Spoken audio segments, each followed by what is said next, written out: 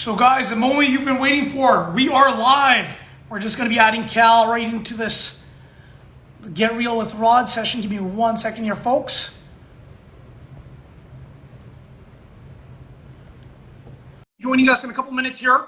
But as you guys know, Cal is in the VPD, the CEO of KidsPlay, and you know what? We got a massive issue with gangs. So he will be joining us, and then we're going to be talking the topic of gangs, what's happening in the city, and what we can do to change this.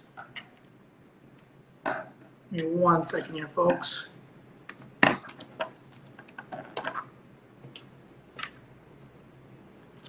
And by the way, guys, since you're here early, if there's questions or anything you want to say, this is an interactive kind of conversation. Put it out there. Cal will be joining us, and we're going to be going on talking about all these topics. So I see you, Jay. I see you, Solvier. Thank you for tuning in. Delfate, I see you. Jason Tour. Oh my God, we got some good people here. So let me see this again here, folks.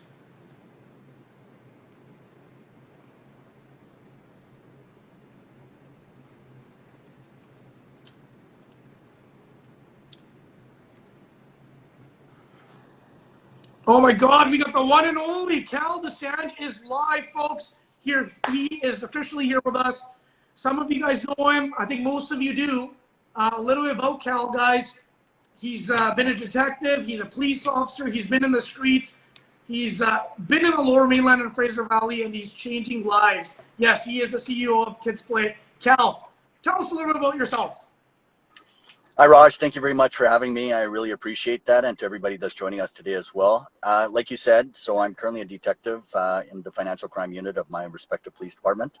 I've been at it for almost 24 years now, spent close to 15 years operationally as a patrol officer. The majority of that time was spent in the downtown east side as a beat cop. And I think that's where a lot of my experience came from in terms of my insight and the underlying philosophy behind why I do what I do.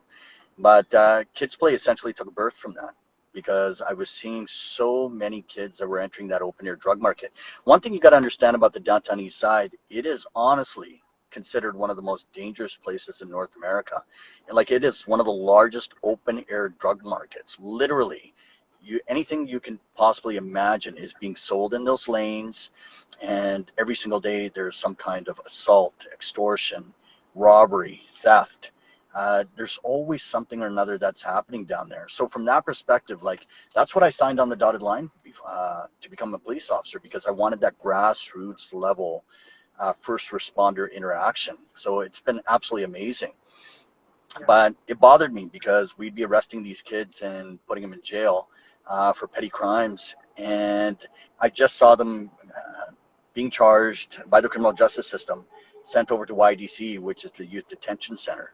And once they've done their term, they get spewed out on the other end to come back on the streets to re-engage in that perpetual cycle of violence over and over again. And I just thought, you know what, if these kids had the right guidance, leadership, mentoring, programs, support, encouragement, these kids were capable of great things. But nobody was willing to take that responsibility. Like, as being law enforcement, it was just our responsibility to apprehend. And the other social programs that were out there within the community didn't have the depth or the width of their programs to cover all these kids. So a lot of these kids were slipping through the cracks. And you got to keep in mind, many of these kids came from subsidized welfare housing. So they never really were afforded opportunities in the first place. Society was quick to judge these kids and point a finger at them, saying, well, you know what, you should know better, you committed the crime, and now you got to do the time. Yes. And I'm just thinking, you know what, for those people that are saying that, how many of you actually took out your own time to guide these kids, take them by the hand and teach them, right? If you're not willing to do that, then you don't have the right audacity to judge these kids either. Give them a break. You know what, as a matter of fact, give them the right programs and give them the support that they need, and you watch. Like, these kids are capable of so much great potential, and that's exactly what we've been noticing. Now, I've been seeing you in the community even before you. So for those of you guys that don't know, I've actually known Cal before KidsPlay, and I firsthand experience what Cal does, guys. I can vouch for Cal. He's gone out of his way. Hey, I still remember that one thing. Hey, take down my number. If anything you need me for, give me a call. And it's so rare to see that. for people to take, time out of their day to help other people. So long story short, we've been seeing a lot of gang violence, especially in the last month or so, Cal. Shootings. It's reminding me of 2008, 2010. I remember we had the chaotic scene when I personally graduated, and now I see this everywhere. It's like the taxi driver got shot just within the last few days. This is getting out of hand. How do we, what's your say on this? What's going on with the Lower Mainland and Fraser Valley? This is kind of getting out of hand. Well, you know what? Before I put it all into context, I think it's important to understand some of the situations that I've dealt with firsthand. That'll give you some perspective. So once again, being in law enforcement, our job was primarily focusing on just that, enforcing the law, apprehending these kids, pushing through the criminal justice system. But time and time again, as these events would culminate, I just began to realize, something is broken. We need to be doing more than this, because it's never ending. It's a system in chaos and continuous perpetuity where these kids are constantly following this trajectory, and there is no change in the system. There's nothing to intervene or intercede and stop that trajectory. And once again, whose responsibility is that? I think we all, as a community, bear that responsibility and burden of obligation. Not just law enforcement, not just the school districts, not just government agencies. All of us do. We need to work in this concerted effort to make that difference for these kids.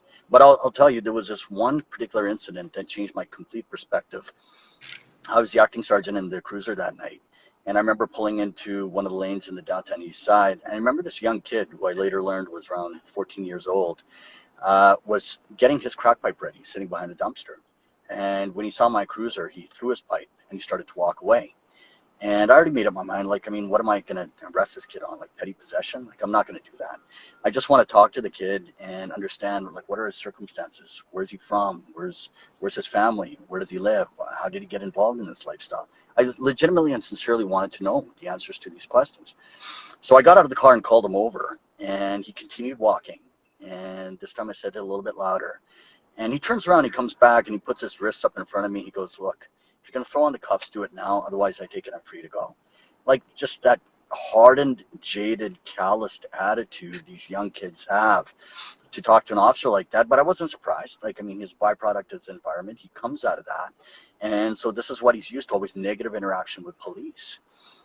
And I look at him and I said, "Hey, look, man, you know what? Nobody's putting cuffs on you. And you are free to go. But I legitimately and sincerely want to know, what are you doing down here? Where's your family? Where's your house? How'd you get involved in all this?" And he looked at me and he said, and check this out, he never answered my questions. He posed the following questions to me. He said, "If your mom left By you..." the way, he's a good salesman. He's a good salesman, absolutely. He said, "If your mom left you when you were young and you have no idea who she is or where she is," he said, "your dad's lying drunk on the sofa right now, has no idea where you are, and your brother's gone to jail for drug dealing and there's nobody else at home," he said, "where would you be?" And he was absolutely right, because that's just one story of many. Imagine how many kids out there need the help, and they just don't know who to turn to or how to get that help, because their interaction with law enforcement has always been so negative, and there's inherent distrust of government agencies and the other programs that are out there. And more importantly, their parents not engaged in many cases. They come from dysfunctional families. So at the end of the day, I think we all bear that burden of responsibility and obligation, socially and morally. And so I called MCFD, which is the Ministry of Children and Families. That was my responsibility, to make sure the kid gets the help that he needs and get him out of that kind of environment once they've investigated and determined that they can put him in a foster home or group home. And that's exactly what ended up happening with him. And many people ask me to this date, they said, "Well, did you follow up on him? What happened?" You know what? I'll be honest with you, I don't know. I don't know if it was a Disney happy ending or not. Point being is that there's so many countless stories out there. You can't keep up with each one. But I'll tell you what it did do. Essentially what that kid did was he was the catalyst for this movement. He was the impetus which pushed me to finally say, enough of this. And so I approached my chain of command the next day and I said, "Hey, look, give me some minimal funding so I can start running inner city programs for kids free of cost on my own time. I'll go on my day off, just give me some of the funding that I need to run these programs for these kids, some organized sporting programs." So I remember clearly I got $500. With that $500, I remember buying trophies, medals, equipment, food, water, you name it. So it was a field on the periphery of the downtown east side, Strathcona. Myself and a couple of other officers. We went in on a day off, so it took me a couple of months to organize this. We went in on a day off, threw on surgical gloves, cleaned up the field first, and once the field was clean, then we set up the equipment, set up the tables with the trophies, the medals, the food, the water. And so these kids, there was about 150 kids in that first program. And these kids were from the downtown east side school catchment area. And they all ended up showing up that day with raised eyebrows, skeptical attitudes, looking at us saying, like, what are the cops up to now? Like, it's just these hardened, calloused attitudes, right? Yes. And very cynical. And so when the kids arrived and we started playing soccer, you could see those hardened edges just melt away. These kids became kids, and that's all they needed. They just needed positive role models that could work with them and establish rapport and build communication. And that's what we did. So it served that two-tier purpose. Number one, it allowed us as officers to establish rapport with these kids. And number two, it gave kids a positive, constructive activity and outlet to engage themselves in. And so think about this. Like, people are going to say, well, that's one-off. Well, yeah, you had to start somewhere, but then you build on that momentum and you build sustainability and consistency in programs like that. And that's exactly what we did. So VSB, which is Vancouver School Board, and my department recognized the value of that program. Every single year, that program grew exponentially, so much so that within 7 years, we went from a little park to renting out all of BC Place Stadium with over 1,000 kids in attendance, absolutely free of cost, playing soccer. And you know what the sad thing is? Many of the kids that came to that first tournament said, we never thought we'd get a chance to see the inside of BC Place because we can't afford it. Well, here you are today. And so we built on that. And in 2015, seeing the success of the programs, we wanted to transplant that idea into the broader community so that all youth, regardless of socioeconomic background, can benefit from those kinds of programs. And so we created KidsPlay Foundation. And shout out to all my senior crew. That's what KidsPlay. They have done an absolutely tremendous job. KidsPlay is not so much on account of my efforts as it is teamwork. And everybody has put in blood, sweat, and tears. We worked hard over the years. It was challenging, extremely challenging, still is. It's like pushing a boulder uphill sometimes because there's a lot of pushback, a lot of red tape, a lot of bureaucracy, but it's okay. You know what? We got a job to do. We're out there. We're doing it with sincerity and genuineness, and we made a difference. So God's good grace, over 80,000 kids have been through our program absolutely free of cost. We are now international, so we run chapters in Vancouver, Calgary, Toronto, Colombia, and Punjab in India. And all the programs, all the chapters are doing tremendously well. So Calgary's got a big soccer tournament coming up soon on the 27th.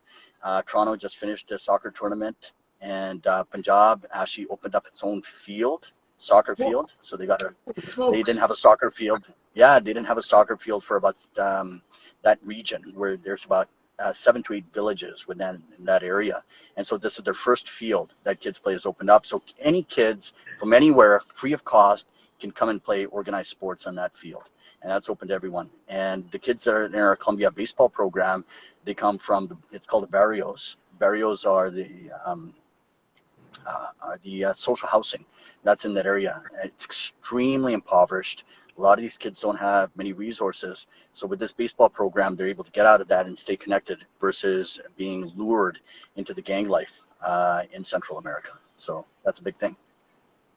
So with our gang issue right now in current, from what I'm seeing, a lot of this stems from childhood, issues from childhood. Would you agree? Majority of it, like I would say elementary and high school level, like, you know what I mean? Like not getting, you know, I don't get all the answers, but I think they're not getting like full effective parents. The parents are too busy. Like, I don't know. What's your opinion on that? Like, what's going wrong here? Oh, yeah. Oh, I'm losing you. Cal, I think we lost you there.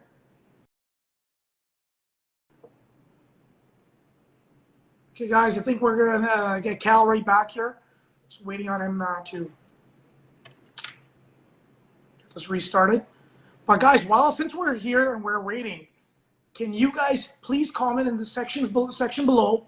We'd love to know what you want to know more about. We're going to get Cal back here. I think his phone just went offline.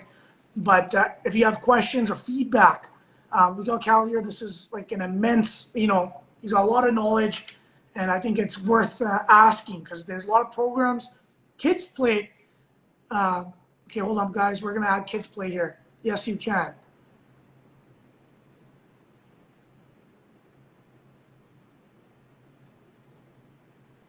Okay.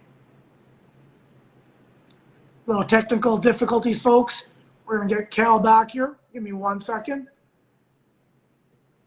Cal should be joining us again shortly here. Looks like we got some glitches here. But while we're here, guys, please throw your feedback, throw your comments, ask. We're going to get him back. And, a lot of kids are out there a lot of people don't even know how many programs these guys do. Okay, his take on current murders, okay. Yeah. If cops care about solving, okay, that is a good question. There are a lot of murders right now, and that is a common question. So we'll definitely make sure we answer. Give me 1 second here, folks. I'm just going to try again.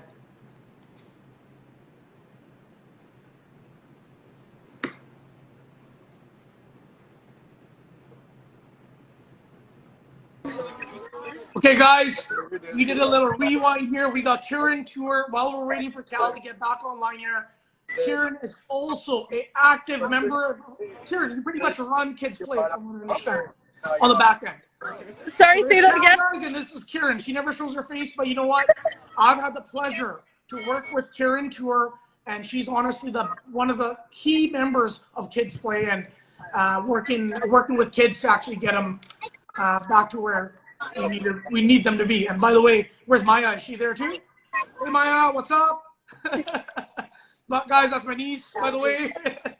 It's a family affair. Thank you, Raj.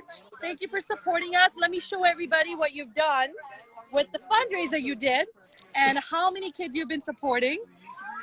Give me 1 second. Let me flip it around. And these are all the kids. You can't see some of them. I'll Beautiful. show you over here. We just came out of the water park. Oh my God, there's a party going on here. Where's my invite? You have to work. So here's everybody. Can you flip it around? So Kieran, while I got you online here, we do have a question here. It says, do you work with any kids or tell me about kids groups facing diversity with amputations? I am an amputee advocate. So we got an amputee advocate here. Do you guys work with kids that face diversity? Absolutely, that's absolutely correct. We do that. We have some children here who otherwise would not get such opportunities, so we welcome everybody. So if you're an advocate, please do reach out. We would love to work with you. We recently did some projects with Cat as well. We worked closely with them to get really cool training in to learn more about how we can support these youth. So 100% our email is contact@kidsplayfoundation.com. If you email us, we'll send you all our information. And secondly, while I got you online, Kieran, I'm going to be going back to Cal here, but while I got you online, a major thing that I find is, as a community, you know what, we hear the name, we know, but we don't really know all of the programs. And I honestly was shocked. And when I mean shocked, I was like amazed by how many programs you guys really do, and it's free of cost. You guys fully, the amount of volunteers you guys have that take out their time and energy.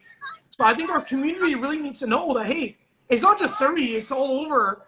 You got the Abbotsford, you got Surrey going on, and it doesn't matter where they're from. They're all free to join. Can you just tell us a little bit about the programs and what you guys kind of do? Then I'm going to bring Cal back online here. Absolutely, would love to tell you also, all the programs, like Raj said, are absolutely free of cost. Oh, is he back? Could you hear me? No. Yeah. You're good? Can you hear me? Okay. Yes, I can. All our programs are absolutely free of cost, and the reason behind that is, and I'll tell you a short story. I remember in 2015 when Cal started the organization, there's a lot of criticism as to why not just charge $1? Why not just $2? Cover your fee, charge that child $1. Well, that's any different. Why are we adding another barrier to this child's success? And that is why Cal made it very clear that every program we run at no charge to the child. We got Cal is in the building. Kieran, thank you for that. And Cal, Thank back to you. Bye, guys. Thank you so much. See ya, Karen. See you later, Karen. Take care. Bye. Yeah, sorry, Raj. That was technical difficulties. My phone overheated. When you get That's too what's hot, going to happen right? in this Too kind hot of for the weather. game. Too hot for the game. That's exactly it. Yeah, no, sorry. We were essentially talking about families and what kind of impact that families can have on the youth. I'll actually share a story with you, and I'm glad this many people are here because I want them to hear this story, and this is fact. So a very good buddy of mine, he made documentaries on South Asian gangsters that were notorious, prolific, quite deeply entrenched in that gang lifestyle. And one of them, he had been shot multiple times to the extent that he became a paraplegic, quadriplegic as to be exact. So he was at GF Strong. GF Strong is a recovery center, part of BGH, where they help people rehabilitate from their injuries. So he wasn't able to move, and he was lying in bed in complete vegetative state, but he was responsive, could hear, could talk. And so my friend went in and asked him, he goes, at which point in time did you know that you would go down this path and you'd become this gangster that you are today? Like, was there some salient point in your life, some juncture where this happened, some turning point? And he goes, yes, there was. He said, I came from a very abusive family where my dad would get drunk and he would abuse us, me and my brothers, and my mom. And he said, I was only about 11, 12 years old. And he said, I just wanted it to stop. I wanted him to stop drinking, stop fighting. I just wanted a healthy house that I could come home to and that we could all just get along and love one another like normal families do. And he said a coloring competition came up at our school. And it's hard not to get emotional when you think about this story because in his innocence, he thought to himself, I'm going to work hard. I'm going to win this coloring competition. And when I do, I'm going to bring that first place prize home. I'm going to show my dad, and he's going to be so happy with me that I'm going to respectfully and humbly request that he let go of drinking, and it's going to be happily ever after. In his mind, this is what he's thinking. He's only 11, 12 years old. So he does that. He works hard for weeks on this coloring competition, and he wins. He wins, and he comes sprinting home, holding onto his art piece so that he could show his dad. And when he gets home, his dad is lying drunk on the sofa again, and he says, hey, Dad. He wakes up his dad. He goes, take a look at this. He goes, I won a coloring competition, first place prize. So he's holding the art piece in one hand. He's holding his gold medal certificate that he received for first place in the other hand. And he goes, take a look at this. And his dad takes the art piece and he rips that up into pieces in front of him, throws it in his face, and he goes, no son of mine is going to be an artist. And this guy said, he said, that was when I knew who would I become. And he never looked back after that. The very next day, he stole his first thing. And he never looked back after that. Point being is that I share the story with you because it is so powerful, profound, and impactful. But think how many families must be going through something like this in silence, where we don't even know what these families are experiencing. And then when these kids end up going down this path and becoming who they are, we're quick to judge them. Granted, some of them are extremely violent, hardened criminals that are predatory in nature, that are out there destroying our communities, selling these drugs. But if we take a look at their narrative, their trajectory, their arc, their story arc, in terms of where they started out from, where they came from, the majority of them dealt with that, where they came out of dysfunctional families, didn't get the help they needed. There wasn't any positive programming that was available to them. They slipped through the cracks and they became who they are. And now they're these hardened criminals that we see out on the streets, and we see shooting after shooting after shooting, where within the past couple of weeks, there's been homicide after homicide, and it's enough. Like, it's time to draw a line in the sand, not only for their sake, but for the public safety as well. 100%. Well, I recently actually ran into someone that went through a similar situation. Their parents are willing to even go, like, leave the country, almost leave the province, and because of their kid is in the wrong path now. And now, what do you do? Like, I'm noticing, like, it's getting more and more prevalent. Don't get me wrong, there's a lot of guys that are getting into sports, getting into just activities, family cares, but I'm noticing things are still slipping. And we had a question here earlier. I just want to bring it to you. It was regarding, you know how all these murders, give me 1 second, I'm just gonna go up there. You know how we got the current gang murders? The big question is, are cops trying to solve this right now, or, because that's his question was, it's like, they're noticing this trend goes on. Is there a care on the aspect on the policing side? If they're gangster to gangsters are killing each other off, is that? You know what? The law is the law. And I mean that. And a lot of people are going to say, well, that's tremendously naive. And you know that, I mean, gangsters are cared less about the regular member of the public. The law is the law. You know what? We're not just going to allow anybody to get shot and killed on our streets and not do anything about it. There is in-depth, comprehensive investigations that go into all of these. It's not just a matter of case closed just because it's gangster versus gangster. You have to take the appropriate steps in order to minimize this kind of violence on the street and determine who the shooters are so it doesn't happen again. So in that respect, tremendously diligent and responsible officers are all the time investigating these kinds of files. But I do want to put it out there right now as well, and the public needs to understand this. If the public is looking for a quick fix, as in go solve this, put these people behind jail, and that's where the solution is, it's not. The solution is long-term, consistent programming from an early childhood development perspective, where we're focusing on kids as early as elementary school, where we can give them the solid values and principles and programs that they need so they don't go down this path in the first place. Because I can tell you, kids as early as 12, 13, 14 are being recruited into this drug trade. And when I say recruited, they're being groomed from an early age. So by the time they get to grade 10, 11, 12, these guys are already hardcore engaged in dial-a-dope operations and doing other bad stuff. So these kids are targeted from an early age, and the public needs to understand that, and that's where our focus needs to be. So we need to make sure we support them at a young age. Like, if they're missing the key aspect of parents, because I'm noticing a lot of parents, especially I'm in the real estate world, right? I see all these home values going up. The parents are going nuts working just to cover their mortgage bills. They don't want time to spend with their kids. Their love and affection is giving the kid, just buying the kid whatever they need to do, or just whatever, drop them daycare, and they can't give time because they're trying to feed. Like, have you noticed that? Because that's what I'm noticing. I'm like, a lot of that's happening, and they're just hand to mouth, and they don't want time to spend with the kid.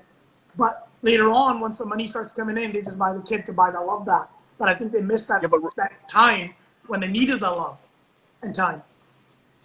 You know what, Raj, I don't want to turn the point of view back on you, but if I was to use you specifically as an example, like, all our parents are hard workers, and they have to work hard because many of them were immigrants that came here to this country to establish a strong financial future for their families. Your parents were no different, but I recall your dad would always have you tagging along so that you can learn the trade, you can learn the business, and you'd be learning indirectly through this entire process, and you'd be spending valuable time with him.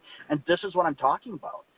Like, if parents are busy, granted, everybody's got to work, but you don't forget your sole responsibility and priority, which is your kids. Because many times I see these parents that have done tremendously well running successful businesses, and because they didn't have the time to spend with their kids, you see kids in grade 11 and 12 in Surrey and Abbotsford that are driving fancy luxury cars in grade 11 and 12. Are you kidding me? You have a $90,000 to $100,000 car that's parked in the student parking lot at a high school. Like, really, if you think about this, common sense prevails. Like, what is that kid focused on? Is he focused on his studies, post-secondary education, or becoming somebody in life where he understands the value, or they understand the value of money? Or are they focused on, you know what, I want this luxury lifestyle right now. I want the fancy cars. I want the Gucci belts, the shoes, Louis Vuitton, this or that. Like, point being is that they become attracted to this materialistic, superficial stuff so that they develop a sense of self-entitlement and instantaneous gratification. There was an economist that wrote a book called The Tipping Point. In it, he referred to the next generation as the Big Mac Coca-Cola generation, meaning that if you're hungry and you're thirsty, you go to the McDonald's drive-thru and you can get your Big Mac and your Coke and your fries and you're good to go.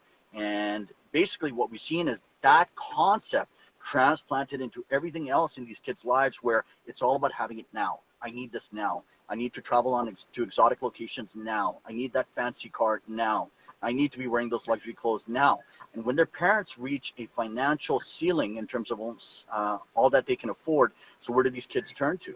They turn to the lucrative drug trade, where, you know what, I don't want to have to work for my money. I want something easy that, you know what, I'll make some easy money overnight so I can flash it, the watches and the power and the respect that come with that lifestyle. And this is where these kids are mistaken. If And they that's when you think get shot. that's the, yeah, 100%.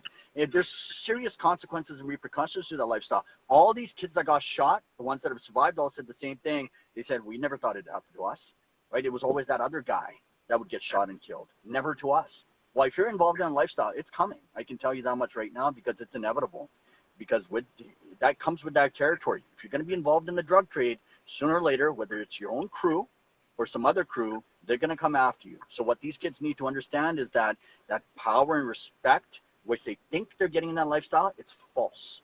And more importantly, I can tell you there's some gang experts out there that have also seen firsthand or heard the stories where you can see these young kids that get into lifestyle, they're the first ones that are being pushed into the hail of bullets by the senior guys on their gangs, because who wants to get shot and killed? So these kids become Oh, Cal, we just lost the volume. Can you try it again? Oh, there you go. Sorry, can you hear me? Yeah, now I can hear you. Yep.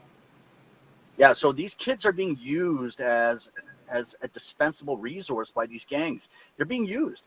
There's a million stories I can tell you like that. Another one I'll share right now is, so this kid gets a young kid, 16, 17, ends up getting involved in this lifestyle.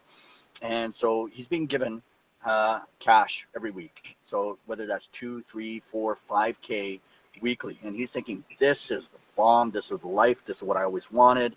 I'll go lease a fancy car now. I'll go buy my expensive clothes. You know what? Show off my money. I'll flex a little bit in the clubs. Right now, I got it. And so this kid thinks he's living the lifestyle. So his senior boss gang member pulls him in one day, and he goes, "Hey, listen, I need you to make this delivery for me. And if you make this, I'll give you 40, 50K. And this kid's like, yeah, hell yeah, no problem. I'll take care of it. So he takes the package. He's got to go deliver. As he's on his way to deliver, the boss picks up the phone, calls 2 of his other gang associates and says to them, hey, this kid is headed to this location now. You do what you got to do. Jump the kid, take the drugs. And so that's exactly what they do. So this gang boss sends this kid with a package, and right after the kid's left, calls 2 of his associates and says, go jump this kid. So they go put on the balaclavas, got the gun, ambush the kid, jump him. Don't hurt the kid, but they take the drugs. And when they get back, the kid gets back to the boss. Boss is like, well, where's the money? Where's the drugs? And the kid's like, well, you know what? I got jumped and the drugs are gone. And the boss is like, well, that ain't my problem. That's yours. So you, as a matter of fact, those drugs were worth 100K. Now you owe me 300K. And I'm putting interest on that. And the kid's like, well, where am I going to get 300,000 from? Boss like, work it off. Or you get your parents to take out another mortgage on the home. And that's exactly what the kid ended up doing. So he had to get his family involved so the kid could get that money to pay off that debt. But this is the kind of lifestyle that these kids are involved in. They have no clue that this is the kind of future that they're facing if they do get involved in lifestyle. I'll tell everybody one thing right now: there is no such thing as brotherhood in that life. There isn't. You know, if they think there is, there isn't. I can give you example after example after example where these kids get screwed over all the time. Well, I had no clue the in-depth complexity of this. But Cal, so I think we can both agree it starts usually at a younger age. I know KidsPlay, you guys have been doing programs. What can a parent do right now? Someone that has a young kid, elementary, high school, what can you do to prevent this? It seems like it's almost like a preventative maintenance. You gotta do this before anything even starts. Because typically when it's, I think I saw it in the comments, by the time you're too entrenched in this, it's too late. You can't get out. Yeah, 100%, Raj. Like, it's once you're deeply entrenched, it is extremely difficult to get out of that lifestyle for multiple reasons. But early childhood development is so important. Like, for example, with KidsPlay, all the mentorship programs that we run in the elementary schools, they make a critical difference because we're able to connect with these kids, establish a rapport, build a communication bridge, and give these kids introduce these kids to good, solid mentors that can instill good values and principles in these kids from an early age, so they never go down that path in the first place. And if they are ever approached by these gangsters or drug dealers, they know what to recognize and just stay away. And that's exactly where the game is at. I'm not just talking about KidsPlay alone. There's multiple other organizations out there that are doing absolutely tremendous work. Point being is that parents have a responsibility, build a communication bridge with your kids. Really talk to them at their level, not as the authoritarian figure, as pointing down at them and saying, you will do this, or there's consequences. Not that. You really need to talk to them at their level and try to understand them and let them know, hey, the door's open. If you're ever in a jam or there's ever a problem or you're ever faced with some kind of situation, come and talk to us. Right? This door's open, especially in the South Asian community. This conversation needs to happen. This type of dialogue needs to be ongoing within any family. Number two, if there are programs like this out there, as Karen said, all our programs are absolutely free of cost. There is no financial restriction on any parent or any family from engaging your kids with these kinds of programs. Like, there's over 300 kids in our summer camp, and all these kids are engaged with the summer camp absolutely free of cost. So I would think that if a parent doesn't have the time to spend with their kid, they can at least make the effort to introduce their kids to programs like this, where at least we have good, solid mentors that are going to university at the moment or have other career ambitions, where they're willing to engage with the kids and teach them good values and principles. Over 25 individuals from the KidsPlay Foundation alone are now in law enforcement. They're in the application process, or they're already in uniform, whether that's policing, corrections, sheriffs, CBSA. Point being is that, you know what, these are good programs that make a legitimate difference in these kids' lives, and every parent has a social responsibility to make sure they keep their kids engaged with positive programming like this. So from what I understand, one, guys, if you got kids, be active in their lifestyle. And two, if you're too busy, there are programs like this, whether it's through KidsPlay or some other organization, get them involved. Get them good role models. Right, Cal? Is that what I'm kind of catching? 1,000,000%. That's exactly what it is. And you know what? To every professional out there that's joined us right now as well, respectfully, I'll say this much. If you're well educated, you've been blessed, you're doing tremendously well at your job, you know what? This life, our mission statement is not just to focus on ourselves or just serve our own ambitions. That's extremely narcissistic. I'll say that.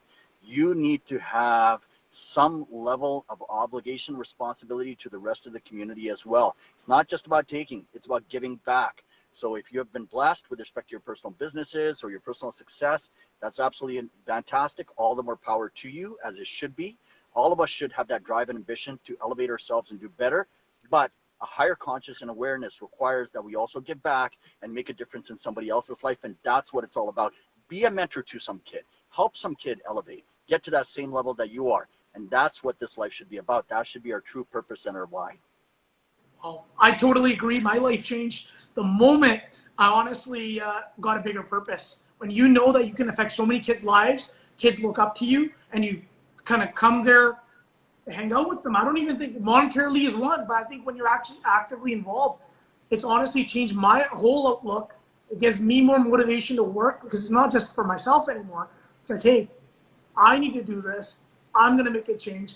And honestly, ever since I started working with you guys, it's helping kids, but it's helping me. I've been feeling happier, energetic, and I would recommend any, and a lot of my friends actually started reaching out to me. They're like, Raj, we want to be part of the change as well. We want to do something too, because majority of them are doing well, but they don't really have a purpose anymore because they've already achieved financial success, and now they want to give back, but sometimes we don't know how to give back. So to all the guys out there right now, I'd say, hey guys, whether it's KidsPlay or any organization that's similar, for me, KidsPlay worked out hand in hand. I grew up here. I know the kids here. I know the mindset that half these kids are in. I'm being a plumbing HVAC service technician back in the day. I used to go into all these households and saw these issues firsthand, where the parents didn't even know English and the kids just saying all this stuff. I was shocked right in front of their parents. And I could totally understand what's going on, but the parents had no clue. So I think these programs are crazy, amazing. Cal, I know Kieran touched on this earlier, but you have programs happening in KidsPlay throughout the year. We do, Raj. And before I get into that, I also want to clarify for everybody, it's not just about financially giving back. There's three things that every person has in their possession at any given time that they can give. That's time, talent, or treasure. Treasure, some kind of financial contribution. Time, give your time and volunteer back to the community. And talent, if you got something to teach or give back to the community, you can mentor a kid and give them that. For example, if you're in the financial industry, put on financial literacy classes free for these kids and their families so that they can also learn. So give back something to the community. So I just want to confirm it's not just about financial contribution. Get engaged with your community. It doesn't have to be with KidsPlay, with any organization out there. Get out there, give back, do good, just as simple. And yes, returning back to your point, we have lots of programs coming up this year. But Raj, I just got to wrap this up very shortly. If anybody wants more information about KidsPlay Foundation, they can just go to our website, kidsplayfoundation.com. So one story I'll share is that I get asked all the time is that why do you do so much? Like, how much of a difference do you really going to make? How many lives are you really going to affect? Because even if you save one kid, there's 10 others that are lined up to go into that life. And so, you know what, I slowly self-doubt starts to seep into you, where you begin to think, you know what, how much legitimacy is to what these people are saying. And then I remember this mentor of mine who shared the following story with me, which I'll share with you, which reinforced and bolstered my resolve to work even harder to make a difference in the community. And he said this little kid was walking on a beach and the tide had receded early and there was millions of starfish that were dying, and he was picking up one starfish at a time and putting it back into the ocean. One starfish at a time, putting it back into the ocean, and walking the opposite direction towards him was this elderly gentleman who was shaking his head looking at the kid thinking, you know what, how many does he think he's going to save? What difference does it make? So as he gets to the kid, he looks at the kid and he stops him and he goes, hey, look around you. There's millions of starfish that are dying. The tide's gone. And in your silliness, you're picking up one at a time and you're putting it back into the ocean. How many do you think you're going to save? What difference does it make? And in response, that kid picked up a starfish, put it back into the ocean, and he said, ask that starfish what difference it makes. So point being is that we're not here to seek salvation or redemption for every child that's out there. We can only do what we can. That's within our capacity. So even if you make a difference in one kid's life, that's what it's all about. So on that note, I got to head out. Thank you, nice, thank you for everything, Cal. Thank you for coming out today and dropping knowledge. And I want to thank each and every one of you that tuned in today. Thank you, guys. And like Cal said, guys, if you have any questions, kidsplayfoundation.com. Check it out. Take care. See you guys later. Take care.